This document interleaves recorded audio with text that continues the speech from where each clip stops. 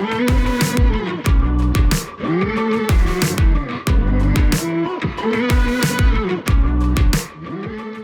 listening to the Decidedly podcast with Sanger Smith and Sean Smith. Our mission is to help business owners like you defeat bad decision-making so you can improve your health, wealth, and relationships. We do this by digging deep into the stories and expertise of our guests and distilling their knowledge into actionable wisdom for you to carry into your life and business. If you're new to the show, welcome. Be sure to hit the subscribe button so you won't miss out on any of our weekly episodes. If you prefer to watch this week's episode, head on over to YouTube for the full video. Now, let's get into this week's episode and defeat bad decision-making in your life and business.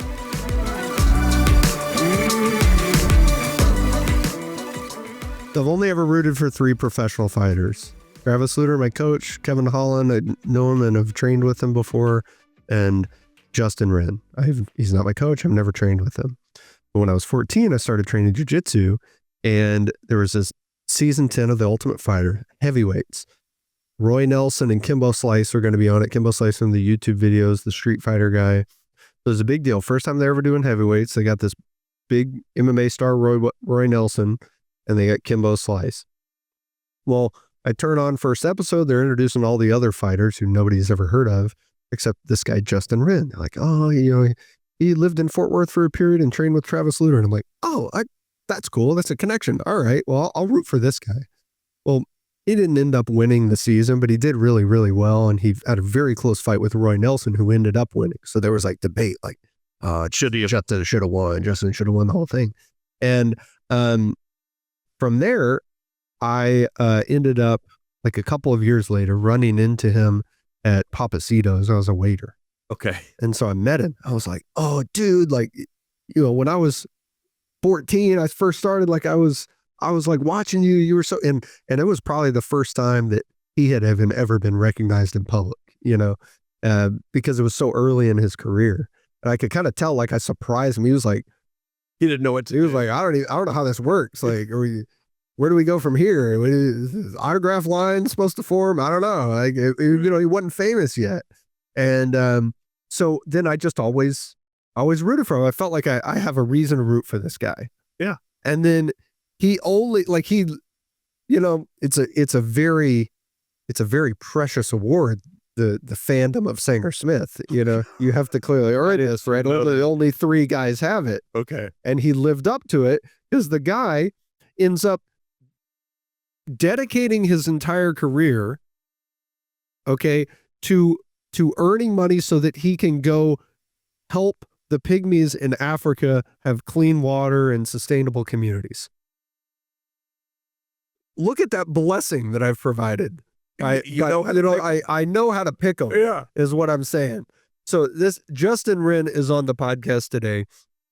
We talked about his journey through his MMA career, from going from a child who was bullied for his speech impediment to ending up fighting professionally so he could combat the feeling of feeling weak as a kid, to then speaking, ironically, post-fighting career, conquering his battle with addiction and using that motivation, that newfound gratitude on life, to serving the Pygmies in Africa, helping them get clean water, land of their own, sustainable communities.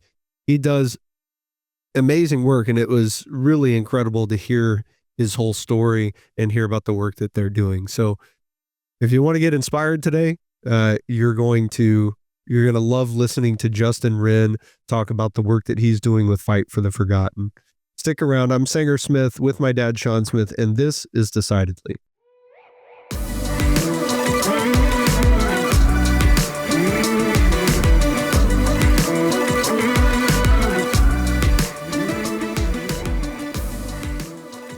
Okay. This, I think, will set some context for us today. Tonight, we have an opportunity to change thousands and thousands of lives in one night.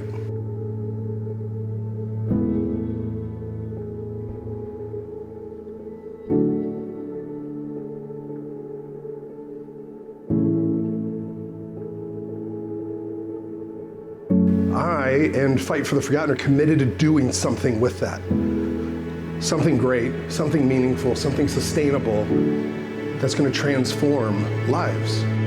I think Fight for the Forgotten, we're probably one of the best organizations in the entire world at is listening.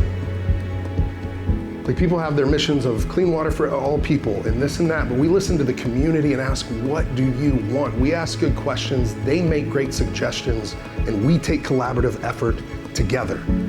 So it's not just a temporary handout. It's a long-lasting hand up where they can stand on their own 2 feet, have their shoulders back, and like be the solution to their very own problem. And that's why we say opportunity is greater than charity. But people facing poverty, they want a way out. Oftentimes, these people, the Pygmy people, they wanted land, water, food, better housing, healthcare, education, and sustainable livelihoods. Like, can't we relate to that? Like, if we just want the basics, we just want the needs met, our basic human needs. And other organizations just say, we can't do it. And we say, you know, challenge accepted. How can we? How can we? Let's figure it out. And that's why we call this waves of change, because we have that seeds of change match. And I believe it's going to create this wave of change throughout the community. I believe even that country, and I think it can help usher in a new wave of charity done right, sustainably giving opportunity for the people who need it the most.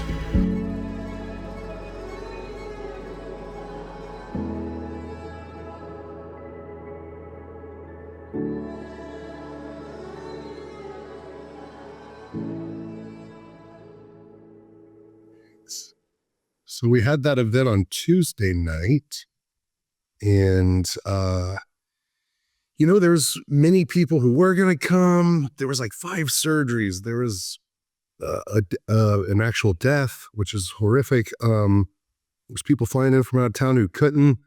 You know who did come was 6, 7, 8 people from EO Austin that just showed up and just blew me away. You know, we thought we were going to have more than 60 people, and it was right at 40 people. But 40 people, we actually have now raised over $300,000 from 40 people. And was just blown away. This was our first event to ever do. So I thought that could add a little context to our conversation and also the broader scope, because when I get to do my keynote, it's mostly all about water, but we do so much more and always have. And so, anyways, I just saw that like a minute before I got on. I'm like, you know what, this might work to show y'all so we can get started. And yeah, it's well done. I love that. I like the work that y'all do so much, because you're giving these people, you're giving them dignity. You're not just giving them water, you're giving them dignity. They don't have to be reliant upon somebody coming in and continuing to provide. Like, once you're done with the work, they have their needs. And I know it's a long process to get to that point, but ultimately that's what you're giving them. Yeah, thank you. What I want to dig into that, but I want to kind of, for anybody listening that's not familiar with Justin Wren, we are, but let's back up a little bit, because we talked a few weeks ago when we saw each other, and you were talking about how you got into MMA, and I think every kid who goes through school gets bullied, and we all in the back of our head we have Every kid. Yeah. Okay. You know, I think. It felt to me like there were some kids that were on one side of the table the whole time. I guess there's the bullies. Yeah. That we imagine, oh, one day, you know, I'm going to be big and strong and I'm going to be able to whoop everybody's ass. And congrats, man. You did it. You're the guy.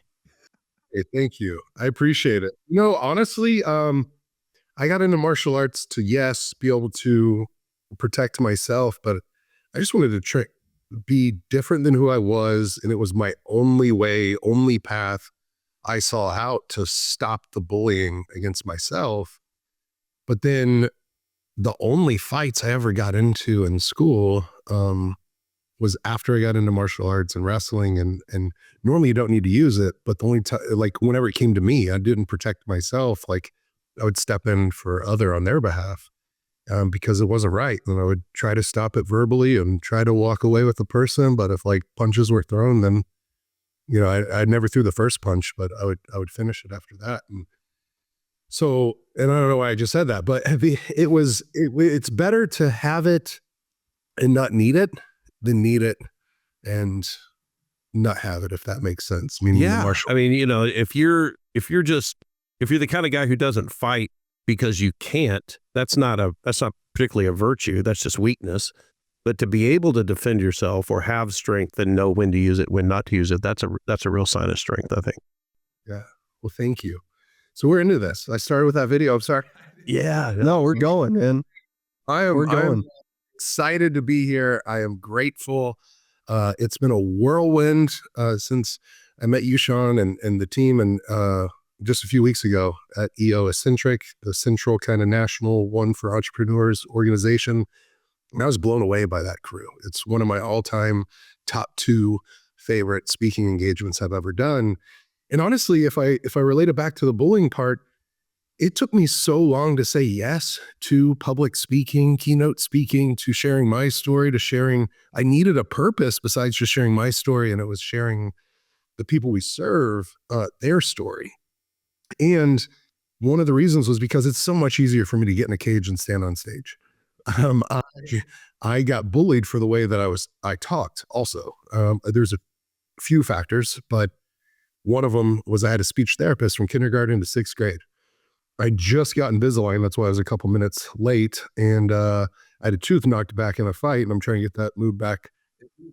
Cosmetic, sure, but like also my top tooth beside my canine is behind my bottom teeth. And so it'd be really nice to have those line up again. So but putting on the Invisalign, like all of a sudden I felt a little bit more insecurity come back up because my speech, I've worked to be able to, and I had great therapists and people that were kind and people that helped me, but like it was work to get a stutter gone, a speech impediment gone. And if I get tired, if I get nervous, like the stutter will come back out. And so anyways, like stuff still comes up from those childhood moments, even today, even like literally 30 minutes ago. Yeah. So people were picking on you for how you talked. You go, okay, let me get good at fighting so I can avoid this. And joke's on you because the fighting led you to having to talk more. Got it. I just want to make sure I got the timeline here. And then I was probably the last kid in America until 2002. I rocked a chili bowl haircut, literally the bowl over my head and scissors just around. And now, are those with actual bowls? Oh yeah, you showed a picture of that, and I got to tell you, that was horrific. Yeah, it was just. Well, at this fundraiser, I started the video with, my mom and grandma showed up, and she had sent me those photos recently, so I pulled it up in front of everyone. Just a couple of them. I go, Mom, I just have never asked you privately, publicly, like, what were you thinking? Why'd you let me?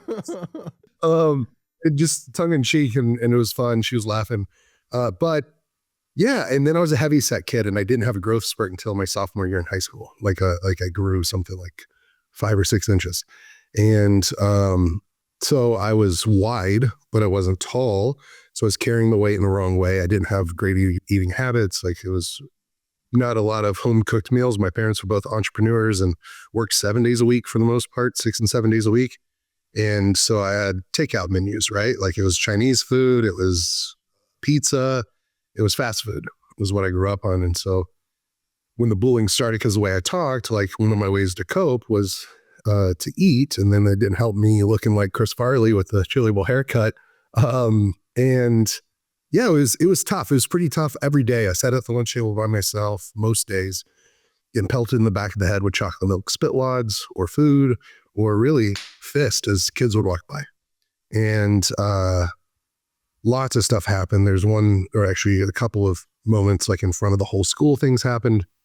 And whenever I picked up the UFC VHS tapes, I just first thought in my mind was, these guys don't get bullied. No way. Absolutely not. Like, hopefully I can do that one day because it would stop. And the story continues, of course, like I did it wrestling with a lot of sweat, a lot of hard work, but really 2 incredible coaches, Olympic gold medalist, They made me into a 10-time state champion in Texas, a 5-time All-American, a 2-time national champion. And out of high school, I was going straight to the Olympic Training Center. Had all the college offers to all the major universities, full scholarships. But I was the only kid that had the opportunity to go straight to the Olympic Training Center. So I jumped at that, got an injury. The dream was short-lived at the Olympic Training Center and got hooked on Oxycontin. And the story evolves where basically, fighting didn't fulfill me like I thought it would. And I put all my eggs in that basket. I thought I was going to lose that. Thought I was going to lose it before it ever happened because I got injured wrestling. How deep did so the Oxycontin started before the fighting started? Yep. I amassed basically a 15-2 professional MMA career as an addict. Man, that's tough. Yeah. The last 3 fights I was sober, which I'm very grateful for. That has made my life so much better for me personally. I have to, and I want to, and I need, and I get to, but yeah, it was tough. Like Oxy, we didn't know nearly as much about it as we do now. Back then it was just, we were giving it out like candy. Yeah, 2005. So I had 3 doctors. I had this looming anxiety. The thing that really stuck out in my head was one doctor saying I only had a 30% chance to ever compete again. I was wrestling. I hadn't even taken my first fight. And so I thought the dream was over before it really begun. And so Oxy became a way to cope with the pain, sure, the surgery, the painful recovery. But really it was numbing childhood voices. Like one big bullying moment was kids telling me, like 3 in a row, you're not good enough, you're worthless, you should just kill yourself. And in that moment, like I was devastated hearing others say that about me, and you believe the things people say about you when you're 13, or at least I did. And so, how would I say that? Like, it became my own self-talk. And whenever I was going through that with the addiction, like, I no-showed my best friend's wedding. I got a voicemail from him after a 2-week bender, and it was, I can't believe you missed my wedding. He said, I can't believe my best man didn't show up. It was devastating. And so what do you tell yourself whenever you hurt someone that only loves you, has always been there for you, has been in your corner, has had your back, like has been your best friend? Like, how long were you into it before you got to that point? That was 5 years, I think. So I think that was at 23 years old. Did anybody in your circle know what you were dealing with at that point? I was pretty good at hiding it until I couldn't. And that was a big moment where it all came out. There was one moment kind of before that. I got kicked off my fight team because I have these, well, look, I even have, I was on Mike Tyson's podcast, so someone made me a painting of him, and I have the Muhammad Ali painting that someone painted That's for sweet. my podcast. And, but I've always had fighters on my wall. Like 13 years old, I've had fighters on my wall. And at 19, these guys became my training partners. The people that were on my wall, like basically my middle school and high school heroes, my guys I idolized. And now I'm going to their family cookouts, and I'm training with them before their fights, and I'm standing in their corner for UFC championship fights or these Hall of Famers. And I could show up for them and show up for myself. Then I couldn't really show up for myself. And then I couldn't show up for them whenever it's sometimes it's hard to find big bodies that are talented, especially in like one thing. And oftentimes, especially, heavyweight, when those guys get a good training partner at heavyweight, it's like, there have been so many friends of mine who are amateur jiu-jitsu practitioners, amateur MMA, maybe they're not even actively competing, but they're heavyweight. They're pretty good. Maybe purple belt, maybe brown belt. And you'd be shocked. I mean, you wouldn't be, Justin, but people who don't follow would be shocked how many of these average dudes are the legit day in, day out training partners for world champion level guys. And that's because you can't find very many people who can. Big guys who can move, big guys who are technical, big guys who are world class, at least in one aspect. And you know, you got to get different looks and all that. And so I was normally always the best look for someone fighting Brock Lesnar. So I helped train for Brock Lesnar, Shane Carwin, Randy for a short time, Alistair Overeem. So when these guys were fighting him, they were calling me. And then Oxy will steal your soul. But whenever I was training, like I would pop pills before I'd go spar. And I would have steel cut oats, a smoothie, or like egg whites. And then I would be taking a handful of Oxy and probably like not too much, but like a few shots of vodka or something like that. And then wash it down with a smoothie, brush my teeth, go to training until like the addiction got so much that I was like, it was a blur. It was a blackout. So what would, and I'm guessing you do that because it's deadening some physical pain, and I'm guessing it's deadening some other types of pain as well. Pain too. And there are things that are happening to you that are performance indicators that this is detrimental, and you're sort of having this event where you miss your best friend's wedding and you're the best man. So, the third most important person there, I guess. Yeah. But was that the low point that caused you to say, I need to get some help? Or was there something else? I mean, I'll definitely say there was multiple low points, but that was pretty much rock bottom. And I left there. So that happened after I had a main event fight at the Hard Rock Casino in Las Vegas. And when I was there, I was getting my hand raised, and it was the biggest get me out of here feeling I've ever had. And, there's UFC Hall of Famers in the crowd, people I looked up to, but family wasn't there. Friends mostly weren't there. My training partners weren't. My coaches weren't, because I basically had to find a new fight team after I got kicked off. And so then I went on a 2-week bender. That's whenever I missed my best friend's wedding. That's whenever I decided I was going to take my own life. And those thoughts came back up. You're worthless. You're not good enough. You should just kill yourself. And I took a one-way ticket to Mexico, and with no plans on ever coming back. And like, not just premeditated or not just a moment of overwhelm. Like, I'd been thinking about it. I'd attempted it once, and this was going to be the second time.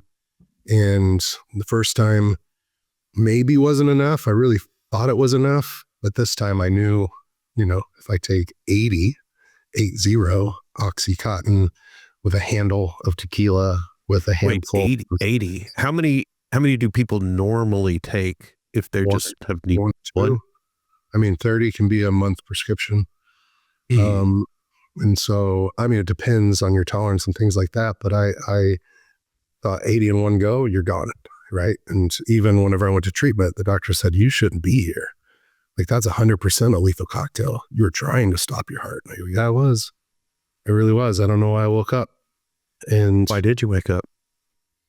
I think there was grace and some cosmic choreography and some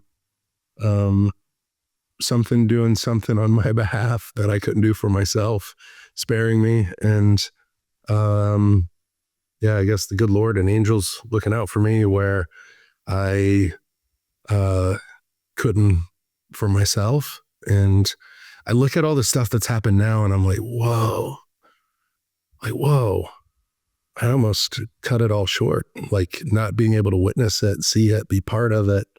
And my relationship now, I'm engaged. She has 2 beautiful girls. We're getting married in Sedona on August 8th. It's a little while out, but we got engaged at the Sphinx, right by the pyramids. We are so in love. I couldn't imagine someone that could love me better and more, and anyone I could love more. I didn't know love existed like this. And she's my daily inspiration. my biggest daily inspiration, watching her live her life and her daily practices, how she takes care of herself, her girls, me, and gets her stuff done. And like I almost missed out on even just witnessing that. And I've got 4 years of that, right? I almost got none of it. And then I look at the work through Fight for the Forgotten, and like they brought so much knowledge, wisdom, love, joy, peace into my life, a purpose, like a deep purpose I could never deny and not fight for. What are you thinking when you're on the plane ride back to the United States that you never thought you'd take? I'll tell you this, when I woke up the next morning, and the best I can recollect was I did it about noon or 2 p.m. on April 5th years ago. And I woke up on April 6th to this gasp.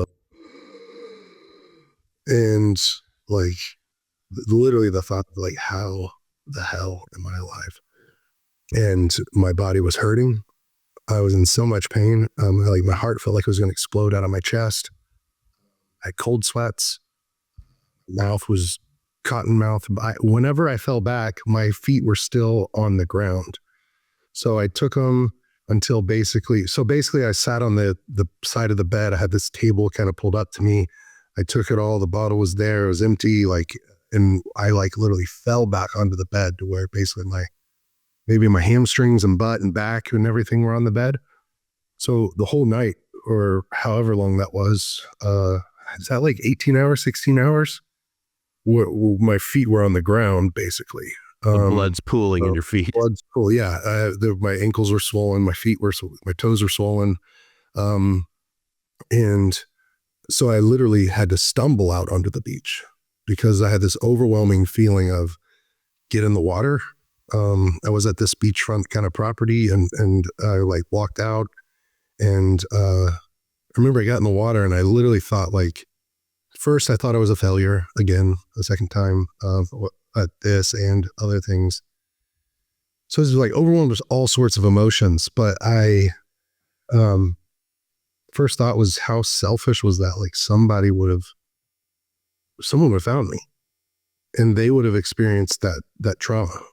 And, I would have done that to some basically innocent bystander or, person that was just doing their job. And I got in the water and I knelt down and I thought, what am I doing to my mom? My mom, I could pull it up and show you. I won't show you her phone number, but I still have her saved in my phone as best mom ever. Her and my grandma were here for that event we had just 2 nights ago. I would have missed that opportunity. And so whenever the sunrise appeared, I really remember thinking, I never thought I was going to see one of these again. I just wept to myself and alone on the beach, as the sun was coming up, and as the sun inched higher and higher, I don't know, there was still shame, but I think gratitude just got bigger and bigger, to where I was grateful for the breath in my lungs. I was grateful for the beating heart in my chest, and I was grateful to get another day. And I think it's very few days, handfuls, or under 50 times all those years ago that I might have missed a day where I haven't said to myself, waking up or sometime in the day, if I missed it in the morning, I'm grateful for the beating heart in my chest. I'm grateful for the breath in my lungs. And I know this is time I didn't expect to have. I'm living in the bonus rounds of my life. And so I better do something with it. And I'm committed to make it count. And that it's not bring it on anyone else, but. You're definitely living with that attitude now, which is what is so admirable and what makes people so connected to you and wanting to hear your story. At that point, though, you have this radical change of gratitude, this radical new outlook on life, but nothing materially is different about your life. Correct. And so coming back on the plane was scary. It was back to Sean's original question. I was scared, because I didn't know if I could beat it, and I don't know that you ever beat it, the addiction side, but I didn't know if I could get well. I didn't know if I could find healing. I didn't know if I could. I absolutely had no clue if I could stay sober. No clue. And I seriously doubted that. And I couldn't imagine life sober. It just seemed like an insurmountable task and an obstacle and mountain. And so, yeah, the next part wasn't easy. I had to go to treatment, and I did that twice, actually. And, but it was the best thing I'd ever done. I thought it was a sign of weakness. I thought asking for help was weakness. And I thought that, and I finally talked to a doctor. His name's Dr. Daniel Amen. He's my doctor, and he's a friend, and I'm in one of his books. He's a 13-time New York Times bestselling author. Really good man. And I went back to him when I did relapse. I was like basically white knuckling it for 11 months. and I read the stuff. I knew the knowledge of like how to get sober, but I wasn't like, I thought of it as a curse. I thought of it as a burden. I thought of me being a disappointment to myself and other people. I thought of it as me missing out on good things in life, or like fun with friends or whatever, right? And it was basically the disease in my brain trying to kill me and make it look like an accident. And so when I relapsed, I thought I was in the worst place I'd ever been. And Dr. Amen just had to remind me, like, hey, progress isn't linear. Like, you think you're the worst place you've ever been, but I promise you're in a better place than whenever I first met you. And you initiated this call. You weren't forced to come to me. You asked me to jump on Zoom with you. You're going to come and see me in person. Like, that's progress. And you aren't as far down as you've ever been. Like, you're making the right moves. Like, yeah, you made a wrong move, but like you're still coming back up. And so he also asked me, this was another time, he's like, have you read my new book? And I'm like, no, you signed it. You sent it to me. Like, thank you so much. And he's like, open it up to page 33, please. As we were like, up. And it was my story. And the chapter's called PTG. And he said, not my patient, not this addict, not whatever you might put labels on, but he's like, my dear friend, Justin Wren. It listed out my story, talked about progress isn't linear. And then he's like, basically summed up the story that from post-traumatic stress to post-traumatic growth, PTG.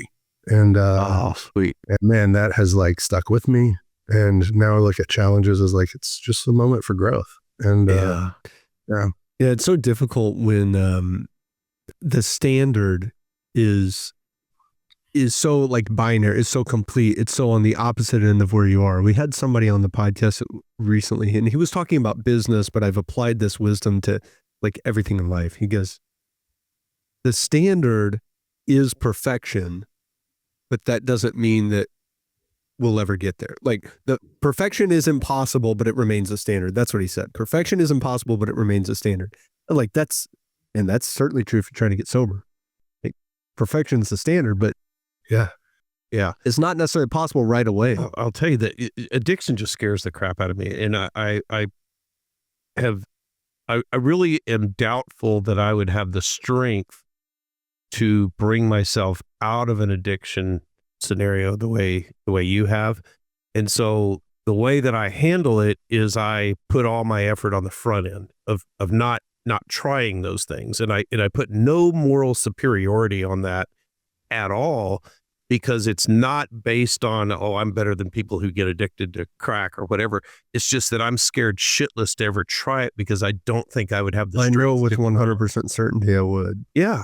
And so I was reading something the other day, and it was an experiment they did with rats, and they gave rats cocaine, and the rats just ate all the cocaine they could and got addicted and OD'd and died. And then they did something different. They gave the rats the opportunity for cocaine, but they also gave them things to do, a little running wheel, things to play with, other things.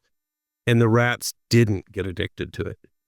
And what I took from that is that if we have purpose, if we have other opportunities to seek meaning, we will gravitate towards that. And I thought about you, Justin, is like you have poured yourself into the philanthropy and the work that you're doing in Africa.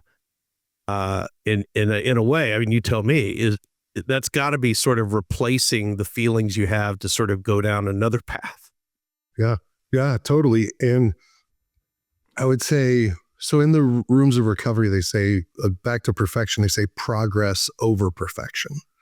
Like progress over perfection. Like if you can do that, but also in like the 12th step of like the recovery kind of protocol is service, is like just discovering purpose through service. And before I really knew that I was doing that at a children's hospital and some other things, and then went to Africa, and man, I discovered purpose. And I think for human beings, like we all need purpose. We all need to be making some sort of progress personally, and we need community. Like we got to have it. We need community. And so I have that through a sober support network of like people that are much further down the road than me. I've seen them get well. I've seen guys come in that are just so far gone. I talked with a guy yesterday who relapsed and is not in a good place, right? But him calling me, he thinks it's a burden or a shame and all this other stuff. But like him calling me for me to be there for him. I mean, I was with my mom and grandma shopping. They were doing Christmas shopping. I'm like, hey, I got to take this. And I go outside and I'm just standing in the parking lot. I'm talking to him and I want to help him. Of course, I want to help him. But at the same time, like I know this is his journey, his work he has to do. I can't jump into the water to be the lifesaver, or if he's drowning, but I can show him how I did it, just like others have shown me how to do it, almost like the lighthouse principle, right? If I'm on a firm foundation, hopefully I can shine bright enough to where he sees the way over to like safe ground. But also helping him in return, it absolutely 100% helps me. And so I had to remind him, like, call me anytime, day or night, middle of the night. You feeling squirrely? Call me. And I'll at least share some of my experience, some of my hope, some of the things I've learned in the process. And so, yeah, like I try to get it, how would I say it? Having your head on a swivel, just anywhere you can make, like everyone around us needs a whole lot more light and love. And so if I can be that for someone over in Africa, because that's my second family, I'm going to do it. But if I can do it right here, I'm going to do it just because it lights me up and it makes my life, I don't know, better. There's a lot of ways you can serve. How did you end up in Africa? That's a wild story, but I had been sober, had been volunteering at a children's hospital for the Denver Rescue Mission for the Homeless, or at-risk inner city youth group. And about 11 months in, I found out like volunteering doesn't pay the bills. And It took 11 months. it finally really dawned on me when my fight agent called me and he offered me my dream fight. And it was it was on New Year's Eve in Japan at the Satama Soup Arena in Tokyo. And best money I've ever been offered, biggest fight check I'd ever been given, just to show up, not even to win. And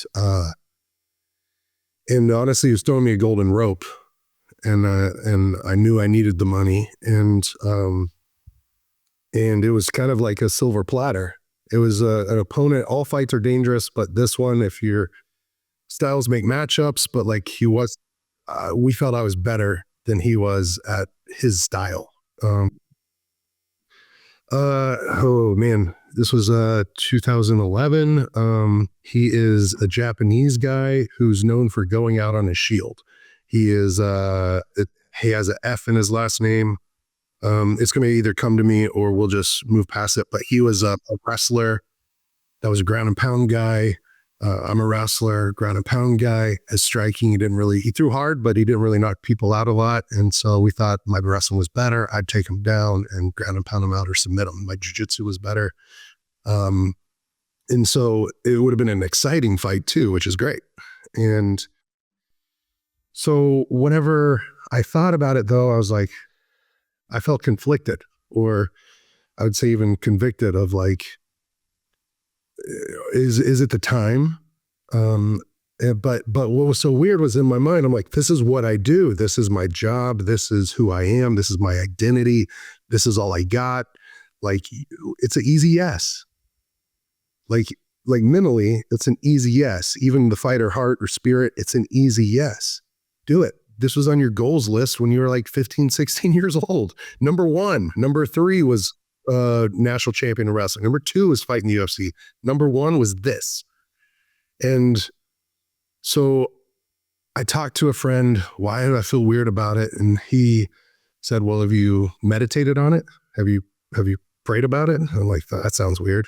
What's going to happen? Like the clouds open up and God speak to me, hear trumpets and stuff. And he's like, I don't know, but you asked for my opinion. I think you should do that. And I was like, oh.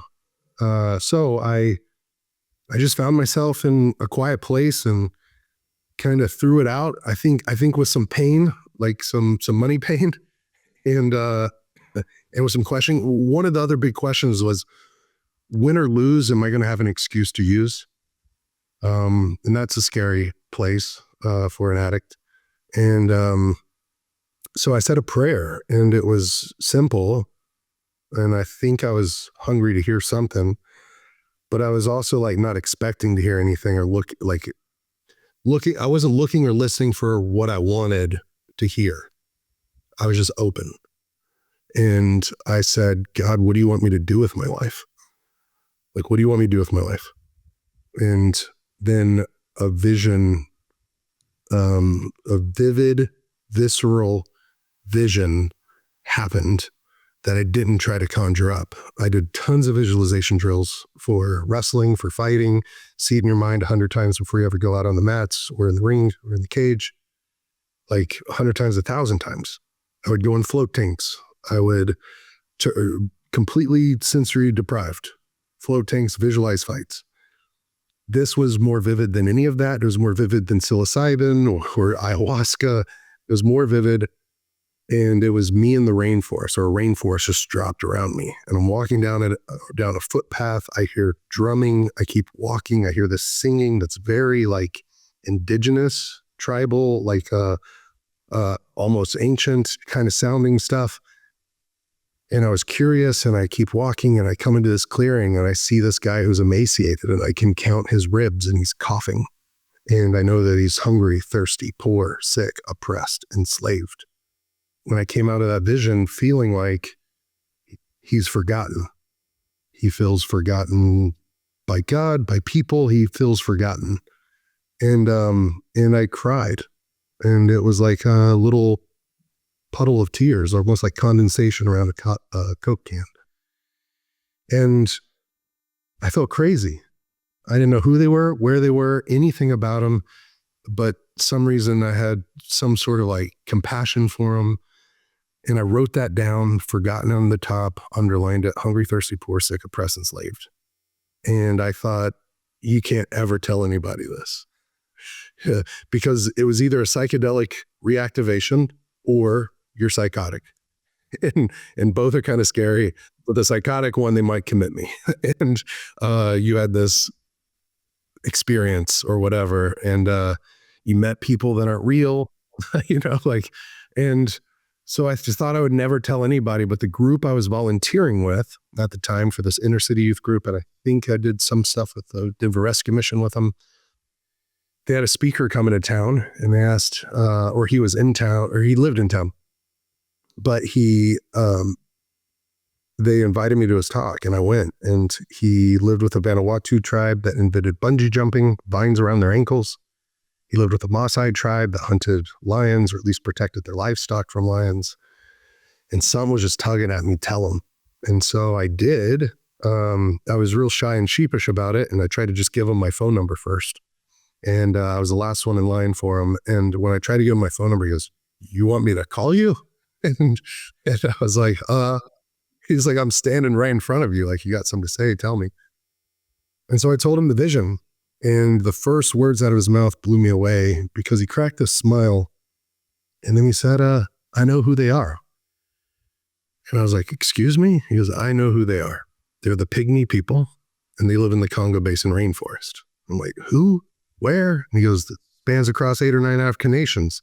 They're the Mabuti, the Efe, the Batwa, the Bayaka." And I'm like, "Whoa, like you're throwing all this at me. How do you know this?" And he goes, "Because I'm going in 3 weeks, and now you're coming with me." And I was like, whoa. And I thought I wasn't going to go. And I tried to back out of it. And he wouldn't let me escape or back out of it. He said, when I went and met his wife, which was right after that talk, her name's Jess, his name's Caleb. Jess is in there, she's pregnant in the house, and Trace is running around. He was 2 or 3 years old, and there was a conflict zone, there was a war happening, and warring rebel groups. And I'm like, whoa, we can't go now. Like, I pulled it up on Google. U.S. State Department says no one go for any reason. And Jess's first words were to Caleb, like, "You've got to take this guy." And then they became like life coaches, saying, if you don't go, you'll never know. You'll always wonder what coulda, shoulda, woulda happened. And that got me. That hit me. Like, if I don't go, I will always wonder. And so we went, and 3 weeks later, we landed on this grass runway. We go on quote unquote roads where some of the grass was as tall or taller than the vehicle. We got in canoes, and we went on motorcycles through the forest first, and I couldn't ride a motorcycle, so I'm behind a guy holding on to him. And we get to these canoes that are literally not taking on water, but almost, and they have water in the bottom of them. And I'm like, what in the world are we doing? Where are we? And we get out and we start walking more, and the vegetation or thickets just got thicker and thicker. So we're having to use machetes and move stuff out of the way. And all of a sudden we start hearing drumming. We keep walking and we hear singing, and we get into the clearing, and the first guy we meet is coughing, and you can count all of his ribs. He's emaciated. He's got tuberculosis. And it wasn't like the guy from the vision. He was the guy from the vision. Not like 90% or 95%. Like, it was all the way, so much so it felt like I got rocked in a fight. I was dizzy. It was deja vu times 100. I had to take a knee. He's leaning over me, grabbing my trap, and he's whispering basically like, "This is your vision. This is your vision." And I have it written down in my backpack on my back. And I didn't know what to do with that, if things like that could happen in life. And so for the next 2 weeks, I kind of hung around. It was actually a little more than 2 weeks. And, but I was overwhelmed by real human suffering. And what would I say? Like, I was culture shock times whatever you can imagine. And we had slave masters come to us saying, "What are you doing with my property? I own these people." All sorts of wild things. And Caleb asked me on one of the last days, "So what are you going to do?" I said, "They're asking for land and water and food and freedom and better housing and healthcare or medicine when they're sick. And what do you mean, what am I going to do? I can't do anything." And I don't know why I was brought here, unless just to show me how small and helpless, and you can't make a dent in this problem at all. And he said, "You had a vision." And I said, "Yeah, you have an organization." And he goes, "I just came to bring you." And I go, "What?" And he asked me again, "What are you going to do?" And I said, "Man, the visual I have after the vision is trying to empty the ocean with an eyedropper. Like, does it matter? Would it ever make a difference? Could anything really be done here? Or is the problem just going to continue?" And he snapped me out of it. He said the right thing at the perfect time. And he just said, "Hey, stop that." And he said, every single one of those drops represents a human heart, a person's name. And some kids were laughing like right at that time, and he like pointed them out and he said, those kids' smiles, or that kid's smile. So yeah, it matters. Every single drop. And I was like, man, you know, and I had a real wrestling match with it coming back. You're grappling with it. But I couldn't shake it. Like, even so much so that the chief on the last day, it might've been the second to last day, but we were getting ready to leave and he pulled us over to the side and there's Caleb Cullen. Cullen is one of Caleb's friends and my friend too now, but, I was in the middle of those two and the chief said, everyone else calls us the forest people, but we call ourselves the forgotten. And when he said forgotten, it was just like, boom, like the vision. And then he goes, we don't have a voice. Can you help us have one? And he like pointed his hand at me and said, can you tell our story? And that was the only thing I knew I could do. It was something practical or tangible or like something, being an American of free speech, being an athlete with some sort of platform, having some friends with some podcasts, you guys having podcasts. You know, I didn't know I was going to know y'all then, but I could tell their story. Like that would be something I could do. And so I said yes to that. And then it's grown and grown and grown into much more. How do you figure out what is the problem you're trying to solve when you're there? I mean, obviously there's a lot of different issues you could have attacked. How'd you decide which one to try and work on? There's a simplicity is saying listening to the people. They call it Campfire University, like as a tongue-in-cheek way. They say, sit around the fire, we'll take you to school. Sit around the fire, we'll take you to school. We'll teach you about our culture, our life, and our struggles and what could help. And I really think just from the very beginning, we've tried to ask questions and they'll make suggestions. And if it's possible, we'll do it. And so a lot of it's been experimentation, trial and error, but I'll tell you that we started with water because I held a young boy in my hands that died. And he died in my hands. And his name was Andy Bo. And that's happened again with Bobo. It happened again with Fina. I wasn't holding her when she passed, but she passed and we buried her. What are they passing away from? Fina was tuberculosis. Bobo and Andy Bo and Sangule were water. And Captula was also tuberculosis. Things that are treatable, things that are preventable, 100%. So Andy Bo was 1.5 years old. And when I went and bought the shovel and the casket, it dawned on me, the pills were $1. The one-shot cure was $3.50 because I knew that information before I went and bought the shovel to dig the grave. And when they told me the shovel was equivalent to $5 or $6, I was like, it ripped my heart apart again. And I bought the casket for $30. I was like, are you kidding me? And I just broke down. And so you digging the grave, like I'm a big, strong, able-bodied guy. And here's a community, an entire community of people weeping for this young boy that they know, not again. Like that's basically what they were saying was not again, not another kid, that kind of stuff. And they're really expressive, meaning our funerals here, there's nothing bad about them. Like we have our culture, they have their culture, but it's just so different that I've seen, like, I don't know if we allow ourselves to grieve and move through it. Like we prepare ourselves, someone else prepares the body, put them in a suit or a beautiful dress, maybe put makeup on, and that's fine, right? And we have beautiful flowers, and we come in and we keep our composure, and it's a celebration of life, right? And I appreciate it. I have a great appreciation for it.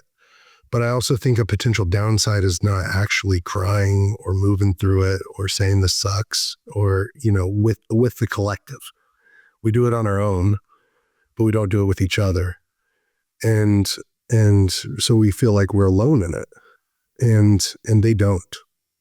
They grieve together, fall on their face or squirm on their back or like cry almost like an orchestra. And I really think they're able to move through it maybe healthier than we do. Yeah. There's some value in that. Yeah. Yeah.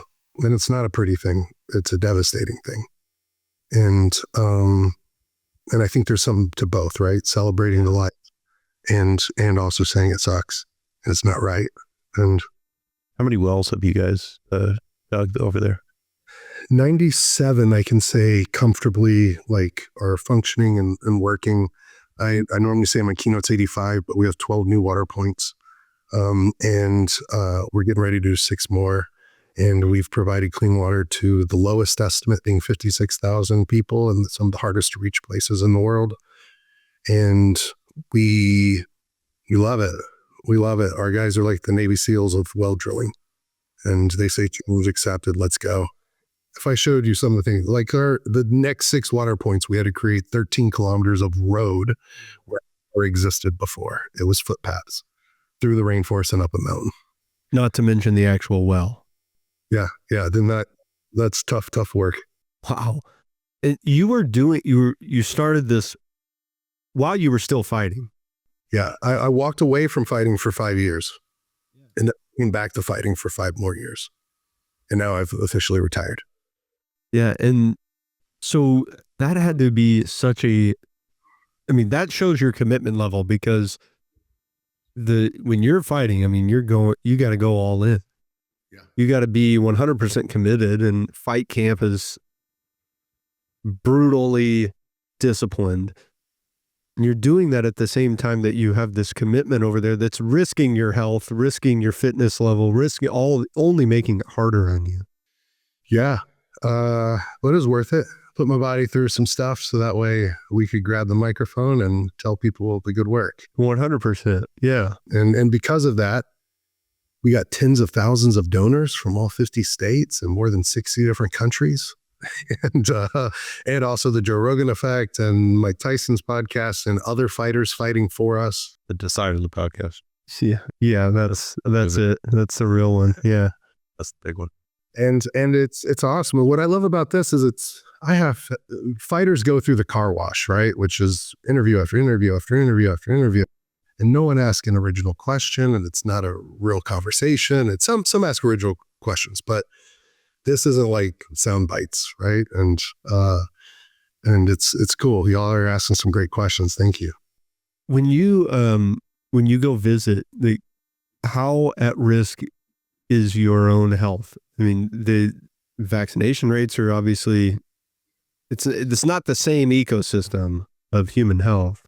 Yeah, I've had dengue fever once.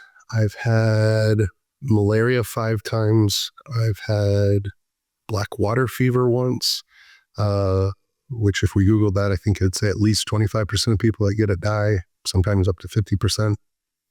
I've had intestinal amoebas, parasites, bacterias, viruses.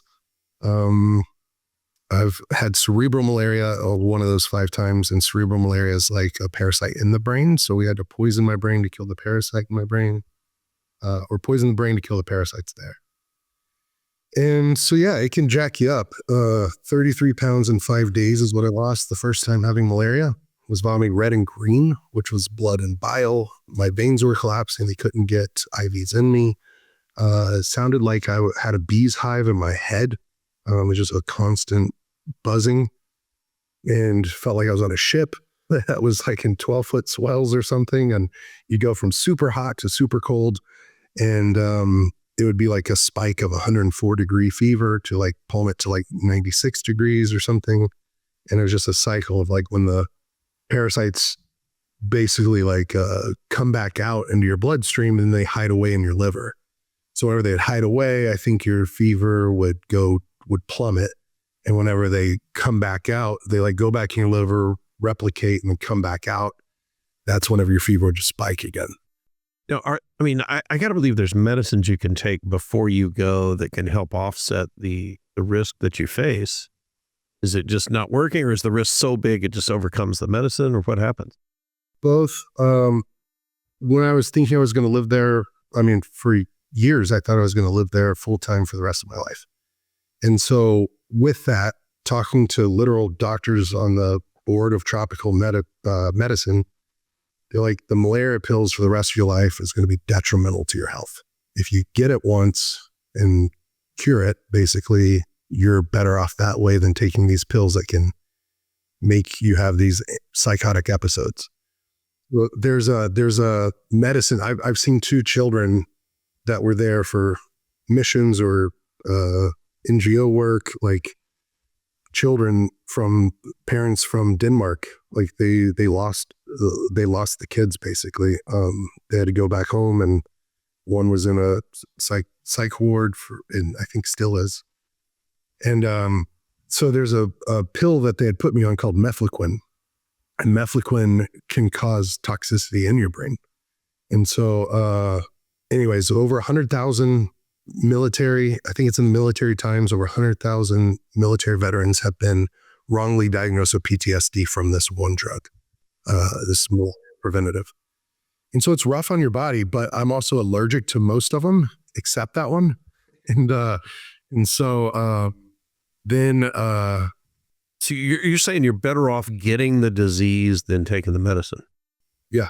And then you treat it once you get it. Right. It's a disease, but it's really a parasite. And, but it will, there's 3 or 4 different strands. One's like 3 to 5 years in your body. One's like 5 to 10, and one's like 30 years to life. Is this a thing you build immunity to? I think so. Guys on my team have had it 10, 12, 13 times out in the field drilling wells. And I've had it 5. But when you get it young and you're from there, you're not more immune to it. Like, I think millions die to it every year. I think if you actually go back and look at malaria, there's theories that, yes, maybe the Ice Age or maybe a comet, but it could have been malaria that took out the dinosaurs, because every dinosaur bone you find that they test, I think 100% of them or over 90% of them have tested positive for malaria. And it evolves and evolves and evolves, and it's killed. That and the water crisis have been the number 1 and number 2 killers of human beings throughout history. So you used to think I might want to go and join Justin and help out, but I'm kind of doubting. He's scaring you off. That's why we don't have more Justin. Yeah, they don't want me there for sure. Yeah. I'll say this: there are preventatives. I'm allergic to most of them. Most people aren't, but if you're in the region and you're on the preventative, you can still get it, because if you get bit enough and the parasite's there, like, you're going to get it, but you'll have a lesser reaction to it. Other than the wells, what is Fight for the Forgotten doing other than that? You said you were doing some other stuff. Yeah, we do holistic community development. And so what I mean by that is we build whole communities. And we've always done that, but kind of sort of fractured, but we're doing that in one community right now. We're buying land for the second community this week, before the end of the week, and a third community to come. The community doesn't have land already? I think that'd be the last thing. Yeah, no, they don't, because before you drill a well, so I don't know that many organizations think of this, but the people need to own the land, or the community, it needs to be communal land before you drill the well, because they need the water rights to it, so they're not pushed off the land, if that makes sense. And so, especially in the context of the Pygmy people, the Batwa, the Mabuti, the Fa, it's their ancestral home, the rainforest. A lot are being evicted from the rainforest. In Uganda, they called it the purge of the forest, or the mass exodus of the Batwa. They were kicked out of the rainforest in the name of sustainability. The most sustainable people that only take what they need, protect the forest, even protect the wildlife in many ways. Wait, they're kicking out the indigenous people from their own home. We've never seen that before. No. All right. And so they say, in the name of the trees or in the name of endangered species, which aren't even in that area, the one we're working in, they've become endangered people. Their culture's endangered. They're endangered. Their numbers have dwindled. or What almost incentive does the government have to displace them? none.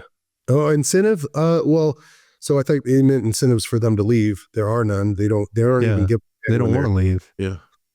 But they can't stay. They're forced out by gunpoint and have been shot and things like that. And so I think that it's rainforest preservation, wildlife conservation, and tourism, mostly tourism. And so it's wild, but we might go work in Rwanda in the years to come and Burundi. And those governments have even been talking to us about donating the land in the name of the people group. We've helped them get back over 3,000 acres of land.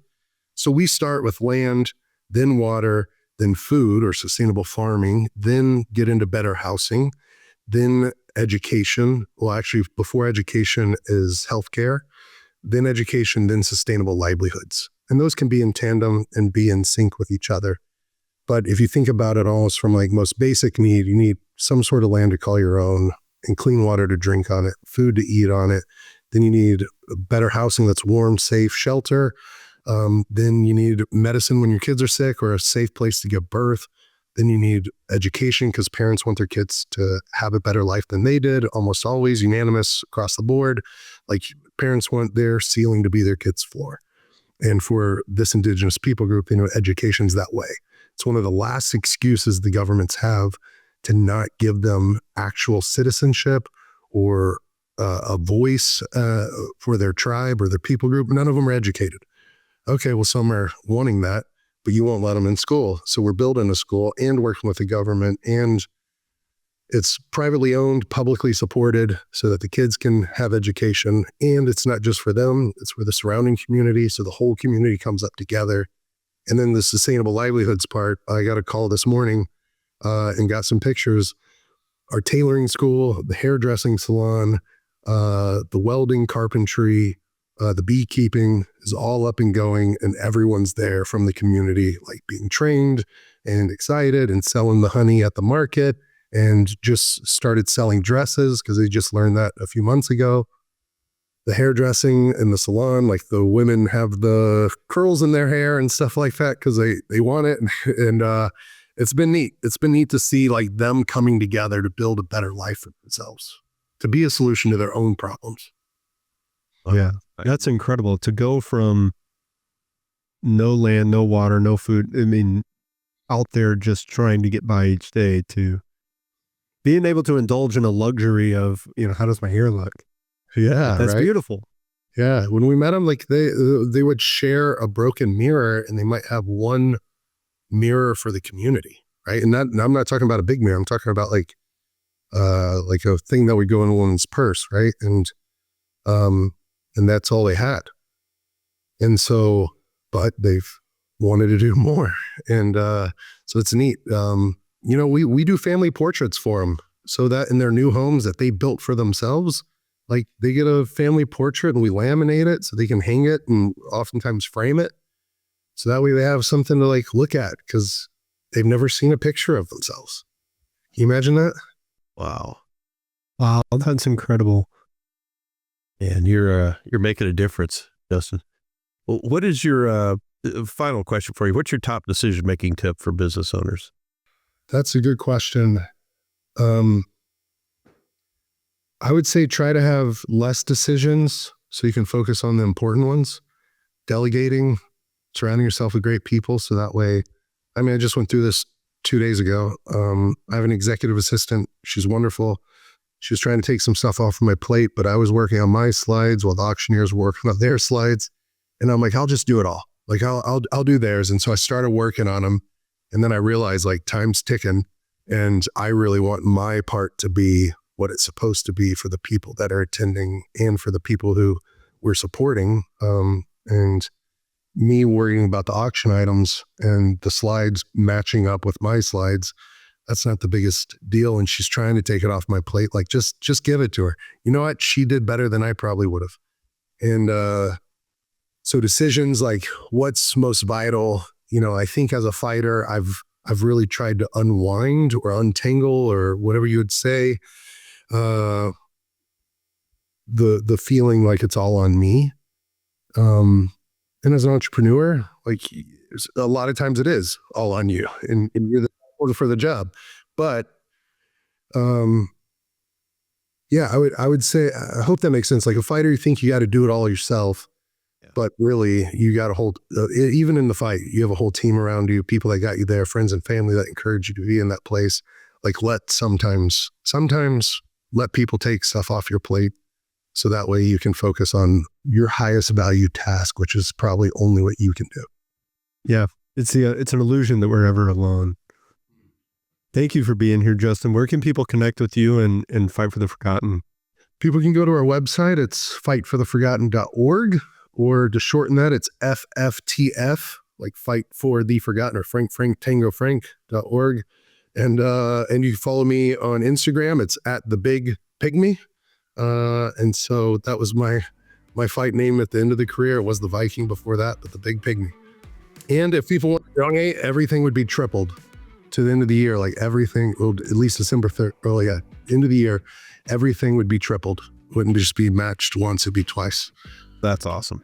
Yeah. Great. So no excuse is what you're saying. Yeah. Be sure and get really no excuse at the end of the year. It's $30. Yeah. It's 30. It's wild. I'm excited. Hey, thanks for being on, Justin. It was great seeing you again.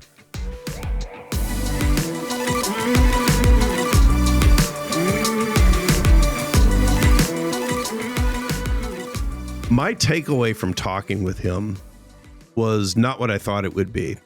And that is that when you find that purpose, and you really have to look for that purpose sometimes, and sometimes you reach rock bottom to find it. But sometimes finding what that purpose is simpler than you think it might be. It would be really easy to go to Africa, to Pygmies, and go, you know what they need? They need food. I'm going to bring them food. Or they need medicine. I'm going to give them shots. Or they need dentistry. I'm going to help fix their teeth. And that's true. They need all those. But what he realized is what they needed was permanence and ownership of the land, to be able to then cultivate a community, to be able to then have a place to hunt from, to farm from, to dig a well. They needed the very, very basic that we so often take for granted here, that you can just own some land. So that was my takeaway. My big takeaway is that to be a leader, sometimes you still got to do the dirty work. Like at this point, Justin's built up such a robust organization. He doesn't need to continue to go to Africa and get malaria and get all types of diseases and ride out, probably that journey probably takes forever to get there. He doesn't need to do it anymore. He could outsource it all. But what's really admirable is that he continues to do it. He continues to put himself in a position where it's hard. There's work that maybe somebody else could more easily do. But he stays connected to the people that he's serving. You just made a great decision to listen to this episode of Decidedly. Make another great decision by subscribing to the show and leaving us a review wherever you're listening. We appreciate the support. It helps business owners like you find our community and defeat bad decision-making in their own lives. For more decision-making insights, check us out at decidedlypodcast.com, on Instagram at decidedlypodcast, or grab a copy of Sanger and Sean's books from the links in the show notes. Finally, we'd like to thank Shelby Peterson of Transcend Media for editing and post-production of the show. Thanks for listening. I'm Morgan, your producer, and this is Decidedly.